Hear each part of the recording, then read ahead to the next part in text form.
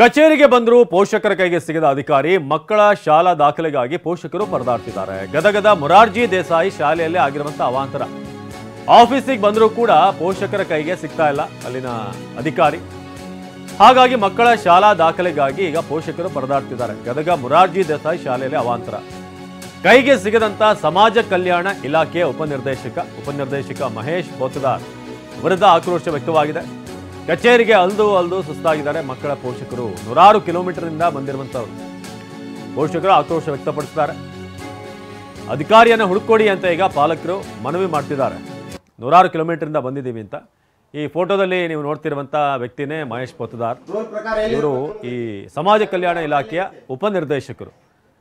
ಇವರಿಗೆ ದಾಖಲೆಗೋಸ್ಕರ ಅಲ್ಲಿ ತಂದೆ ತಾಯಿ ಒದ್ದಾಡ್ತಿದ್ದಾರೆ. ಮಕ್ಕಳ ಭವಿಷ್ಯ ಜೊತೆಗೆ ಚೆಲ್ಲಾಟ ಆಡ್ತೀರಾ ಅಂತ ತರಾಟೆಗೆ ತೆಗೆದುಕೊಂಡಿದ್ದಾರೆ. ನಮ್ಮ ಪ್ರತಿನಿಧಿ ಸಂಜೀವ್ ಪಾಂಡ್ರೆ ಅವರನ್ನ ಮಾತನಾಡ್ತಿದ್ದಾರೆ. ಇವ್ರನ್ನ ಬನ್ನಿ ನೋಡೋಣ. ಗದಗ ಸಮಾಜ ಕಲ್ಯಾಣ ಅಧಿಕಾರಿ ಈಗ ನಾಪತ್ತೆಯಾಗಿದ್ದಾರೆ. ಹೀಗಾಗಿ ಹುಡುಕಿ ಕೊಡಿ ಅಂತೇಳಿ ಪಾಲಕರು ಕೂಡ ಈಗ ಗೋಳಾಡ್ತಾ ಇದ್ದಾರೆ.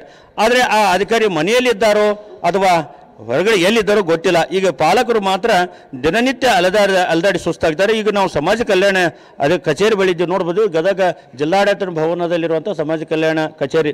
ಈ ಕಚೇರಿ ಅಧಿಕಾರಿ ಏನಿದ್ದಾರೆ ಉಪನಿರ್ದೇಶಕರು, ಇವರು ಯಾವಾಗಲೂ ಬಂದಾಗಿನಿಂದಲೂ ಕೂಡ ಈಗ ಕಚೇರಿಯಲ್ಲಿ ಇರುವುದಿಲ್ಲ. ಹೀಗಾಗಿ ಪಾಲಕರು ತಮ್ಮ ಮಕ್ಕಳ ಕೆಲಸಕ್ಕಾಗಿ ನಿತ್ಯವೂ ಅಲದಾಡಿ ಸುಸ್ತಾಗ್ತಾ ಇದ್ದಾರೆ.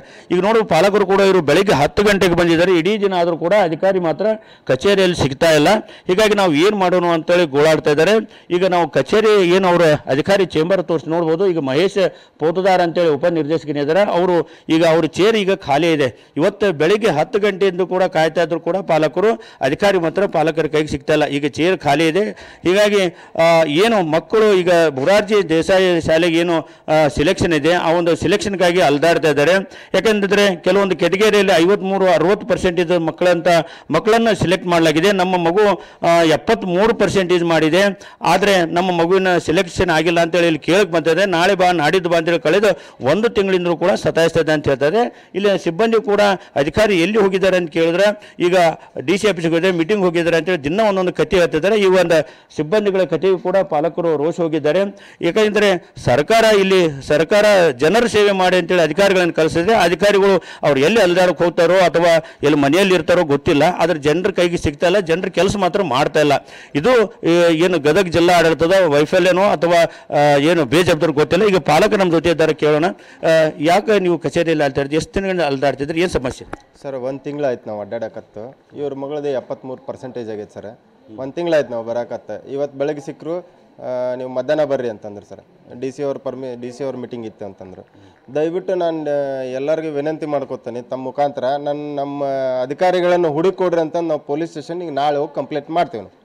ಯಾಕಂತಂದ್ರೆ ಸರ್ 1 ತಿಂಗಳಾಯ್ತು. ಇವರು ಬಡವರು, ನರಗುಂದಿಂದ 80 ಕಿಲೋಮೀಟ್ರ್ ಬರ್ಬೇಕು. ಚಿಕ್ಕನರ ಕೊನ್ನೂರು ಇವರು 80 ಕಿಲೋಮೀಟ್ರ್. ಈ ಮನುಷ್ಯರು ಬಡವರು ಅದಾರ ರೀ.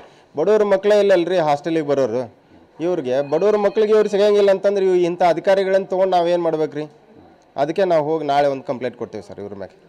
ಇದು ಪಾಲಕರ ಮಾತು. ಸುಮಾರು ಗದಗ ಜಿಲ್ಲೆಯಿಂದ 80 ಕಿಲೋಮೀಟರಿಂದ ದೂರದಿಂದ ಬರ್ತಾರೆ. ಆದರೆ ಅಧಿಕಾರಿ ಮಾತ್ರ ಜನರ ಕೈಗೆ ಸಿಗ್ತಾ ಇಲ್ಲ.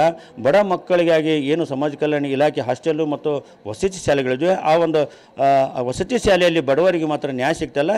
ಇಂಥ ಅಧಿಕಾರಿಗಳಿಗೂ ನಮಗೆ ಬೇಡ, ಇಲ್ಲಾದರೆ ನಮಗೆ ಹುಡುಕಿ ಕೊಡಿ, ನಮ್ಮ ಕೆಲಸ ಮಾಡಿಕೊಡಿ ಅನ್ನೋ ಗೋಳು ಇಲ್ಲಿ ಪಾಲಕರು ತೋಡ್ಕೊಳ್ತಾ ಇದ್ದಾರೆ. ಕ್ಯಾಮ್ರಾಮನ್ ರವಿಗಿರಣ್ ಜೊತೆ ಸಂಜೀವ್ ಪಾಂಡ್ರೆ, TV9 ಗದಗ.